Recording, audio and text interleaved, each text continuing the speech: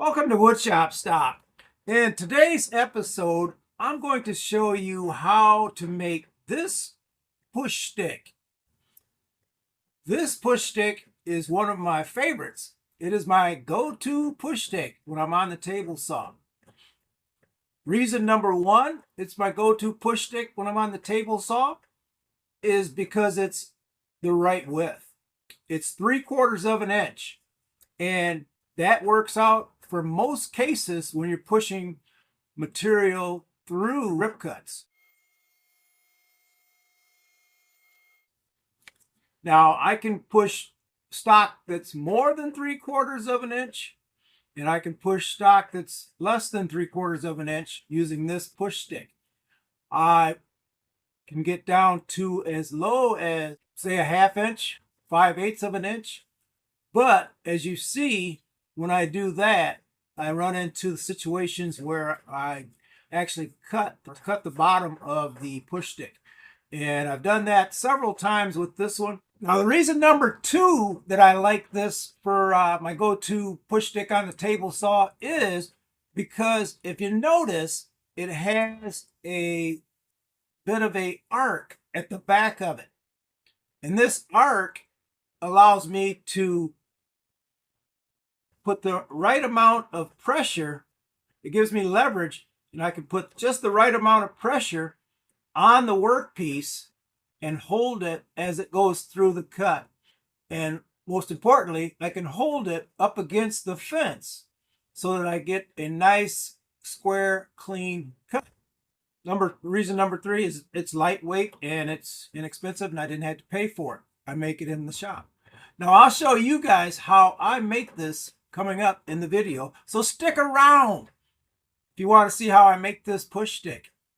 Okay, the first thing I'm going to do is I'm going to use this existing push stick, and I'll use it for a template to trace out a new push stick on this board. I've got two boards I've glued up here, just scrap wood, and I believe these were 1x6s, and I just glued them together, sanded all the imperfections out of them, filled them up, and we're going to use this. So in doing this, I have to make sure that I put this heel on, say, like a corner or on the bottom edge. And then I try to make sure that I am somewhat square on the bottom. So it looks like that.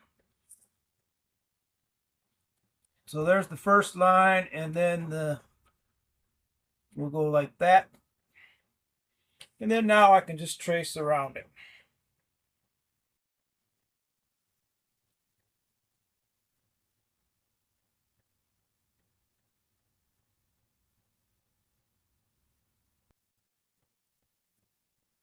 There we go. And now I'll put these holes in.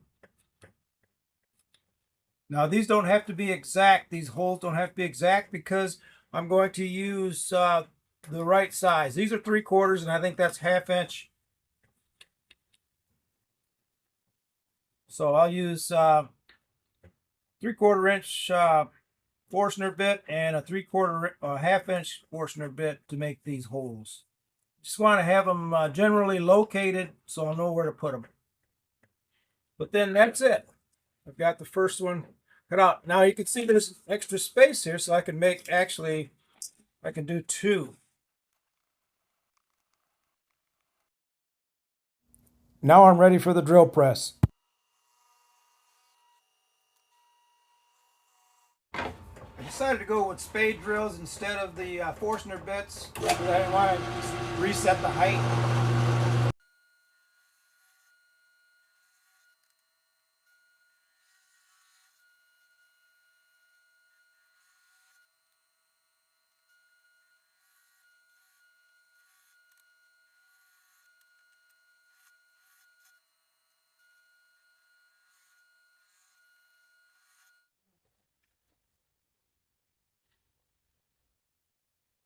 If you notice, when you cut from both sides, you don't get the tear out. Like I got tear out here and here.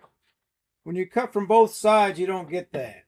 So you want to go almost to depth, almost through, and then stop, and then flip the board, and then cut the rest of the way through so you don't get that tear out like I did here. Now I'm at the bandsaw, and I'll cut out these two push sticks to separate them, and then I can work on cutting them out individually.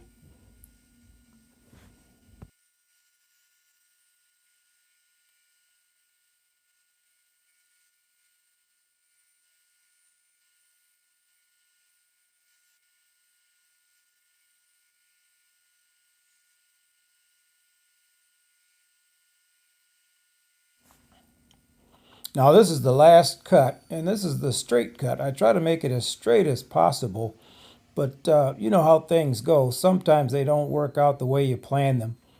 Now the next step is to take it to the belt sander and to break those sharp edges and to shape the handle. And now I'll do some sanding to finish it off to make everything nice and smooth and comfortable to the hand grip.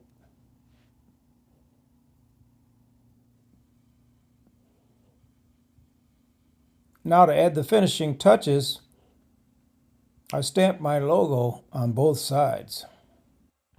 I don't know why. I guess because I saw some other woodworkers doing this on some of the other channels. Now I feel cool. Once I burn the design in, I do a little sanding to remove some of the burned coloration. And now it's ready. Blow off the dust. And I'll put some finishing wax on this to kind of protect the wood a little bit. Well, if you made it this far, I really appreciate all the viewers who stuck around to watch the finish of this push stick.